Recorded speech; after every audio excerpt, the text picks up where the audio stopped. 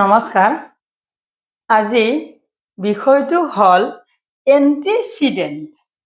এণ্টিচিডেণ্ট আমি এটা শব্দ ইংৰাজীত গ্ৰামাৰত ব্যৱহাৰ কৰোঁ, ANTCDENT, এণ্টিচিডেণ্ট। এই এণ্টিচিডেণ্ট কাক বোলে? মানে এণ্টিচিডেণ্ট কাক বোলে বুলি ক'লে আমি যাব লাগিব এডজেক্টিভ ক্লজলৈ।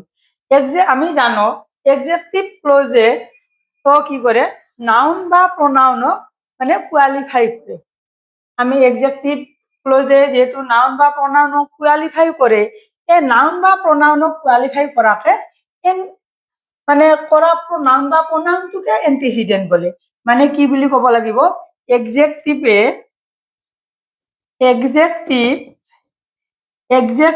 ক্লজে কোৱালিফাই কৰা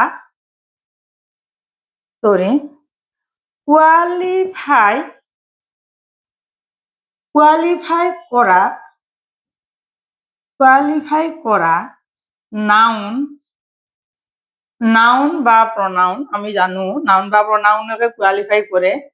নাউন বা প্ৰনাউনক এণ্টিচিডেণ্ট বোলে।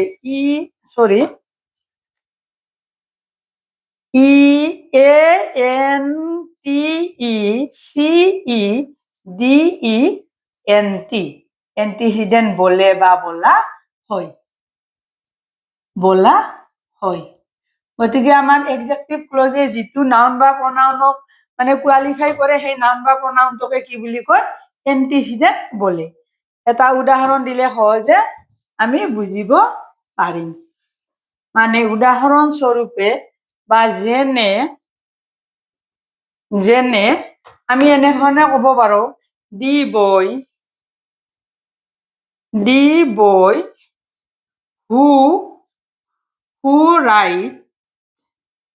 who write the novel was arrested.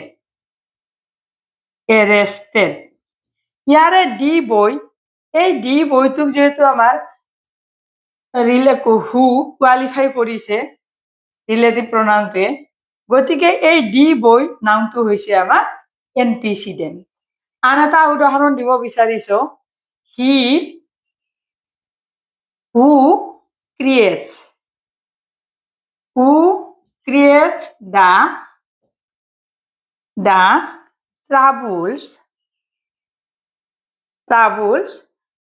troubles is an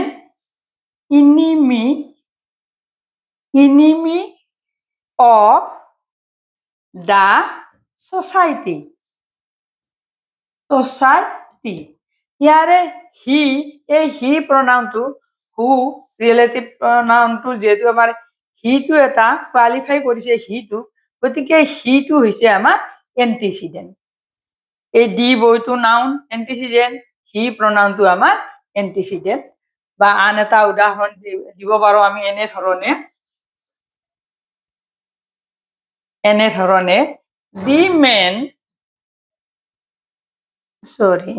the man whom met in the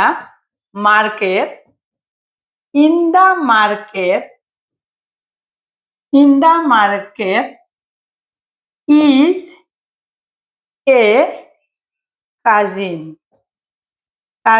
of mine. এই দি মেন এই নাউনটো এটা এণ্টিচিডেণ্ট।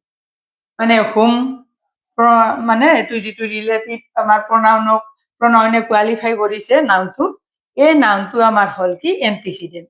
গতিকে আমি এডজেক্টিভ ক্লজৰ যিবোৰ নাউন বা প্ৰনাউন ব্যৱহাৰ হয়, সেই নাউন বা প্ৰনাউনটোৱে হ'ল এণ্টিচিডেণ্ট। নাউন বা প্ৰনাউনটো আমাৰ এণ্টিচিডেণ্ট। মোৰ চেনেলটো ছাবস্ক্ৰাইব কৰিব, ভিডিঅ'টো লাইক কৰিব, কমেণ্টছ দিবলৈ আশা কৰিছোঁ, লগতে শ্বেয়াৰ কৰি ভিডিঅ' বনাবলৈ মটিভেশ্যন দিয়ে যেন। আজি আমি আলোচনা কৰিলোঁ হোৱাট ইজ এণ্টিচিডেণ্ট, মানে এণ্টিচিডেণ্ট কাক বোলে। মানে এডজেক্টিভ ক্লজে কোৱালিফাই কৰা নাউন বা প্ৰনাউনটোৱে হ'ল আমাৰ এণ্টিচিডেণ্ট। আজিলৈ ইমানে, নমস্কাৰ।